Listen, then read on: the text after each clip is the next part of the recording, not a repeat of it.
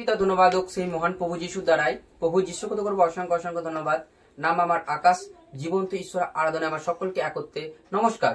পরমেশ্বর পিতার ধন্যবাদ হোক প্রভু যিশুর দ্বারাই। ঈশ্বর তার বচনে বলে গেছে মথি তার 11:28 পদে, হে পরিশ্রান্ত ভারাক্রান্ত লোক সকল আমার নিকটে আইসো, আমি তোমাদেরকে বিশ্রাম দেবো।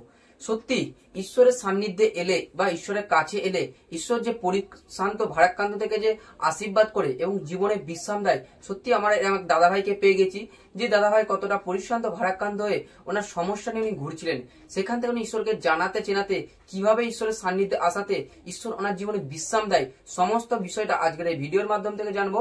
আজকের এই ভিডিওটি ওনার পরিচয়ের মাধ্যম থেকে শুরু করবো। নমস্কার দাদা। নমস্কার। আপনার পরিচয়?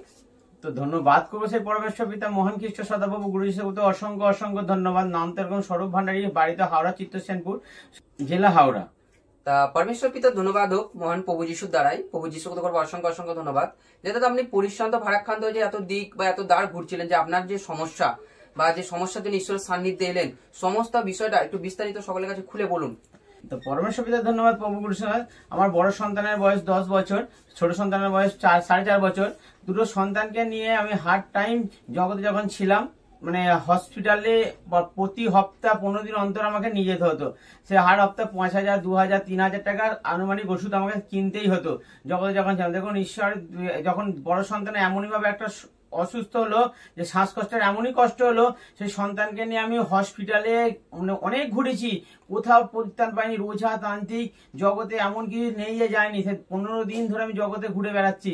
কিন্তু দেখুন পবিত্র স্থানে সেই আমার এক দিদির দ্বারায় সেই পবিত্র স্থানের বার্তা আসে সেই প্রভু গুরু যিশুর ভজন মন্ডলীতে, কিন্তু সেই আসতে সেই আজ সেই দুটো নামে ধন্যবাদ দিতে, একদিন সন্ধ্যেবেলার ভজনে গিয়েছি, সেই ভজনে যেতে সেই দুটো নামে ধন্যবাদ দিতে আজ আমার সেই সন্তান সুন্দর সুস্থ।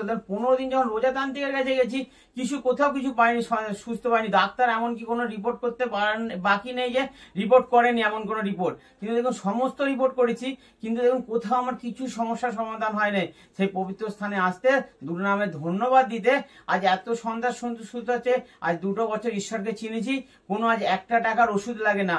সন্তান সেই দুটো নামে কিছু হলে দুটো নামে ধন্যবাদ দিচ্ছে, আর সন্তান খুব সুন্দর সুস্থ। এমনকি পড়াশোনা তো সন্তান মানে শরীর খারাপের জন্য পড়াশোনা তো পিছিয়ে গিয়েছিল, আমার সন্তান প্রতি বছর ফার্স্ট হতো, কিন্তু দেখুন ঈশ্বরকে চেনার পর আর দুটো নামে ধন্যবাদ দিতে এমন কিছু হয়নি, আর সেই সন্তান আবার সেই ফার্স্ট হয়ে যাচ্ছে। এমন এতটাই পরমেশ্বর পিতার ধন্যবাদ, প্রভু গুরু যিশুর ধন্যবাদ। পরমেশ্বর পিতার ধন্যবাদ, প্রভু যিশুর দ্বারাই। প্রভু যিশুকে করবো অসংখ্য অসংখ্য ধন্যবাদ। যে সত্যি দাদাভাই কতটা পরিশ্রান্ত ভারাক্রান্ত হয়ে ঘুরছিল, ঈশ্বরের সান্নিধ্যে আসাতে বা ঈশ্বরকে চেনাতে জানাতে ওনার মেয়ের জীবনে কি করেছে ঈশ্বর আশীর্বাদ করেছে, ওনার মেয়েকে কি ঈশ্বর বিশ্রাম দিয়েছে। দাদা আপনার যে মেয়ের সমস্যাকে ঈশ্বর ঠিক করেছে, বা আপনার নিজস্ব কোনো সমস্যা বা সাংসারিক কিছু সমস্যা ছিল, সে বিষয়টা একটু বলুন দাদা। পরমেশ্বর পিতার ধন্যবাদ, প্রভু গুরু ধন্যবাদ। আমি যখন মেয়েকে নিয়ে এসেছিলাম, আমার 3 বছর ধরে কোমরের সমস্যা ছিল, কোমর থেকে সিটডাঁড়া যন্ত্রণা হতো, কিন্তু ঈশ্বরের স্থানে আসতে সেই মেয়েকে নিয়ে ধন্যবাদ দিতে দিতে আজ আমি সেই সমস্ত যন্ত্রণা দেখুন সুন্দর হয়ে গেছি।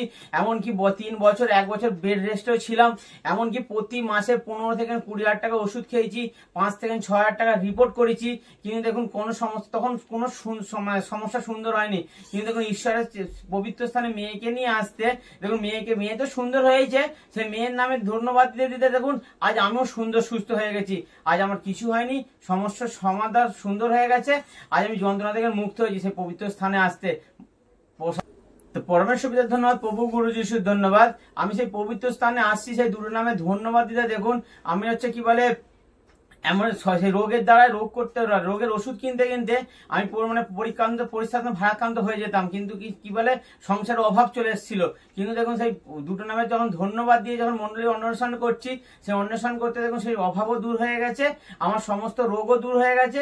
আজ খুব সুন্দর আছি, সমস্ত ফ্যামিলি সকলকে নিয়ে হ্যাপি আছি। প্রভু গুরু ধন্যবাদ। পরমেশ্বর পিতার ধন্যবাদ, মহান প্রভু যিশুর দ্বারাই। প্রভু যিশুকে করবো অসংখ্য অসংখ্য ধন্যবাদ।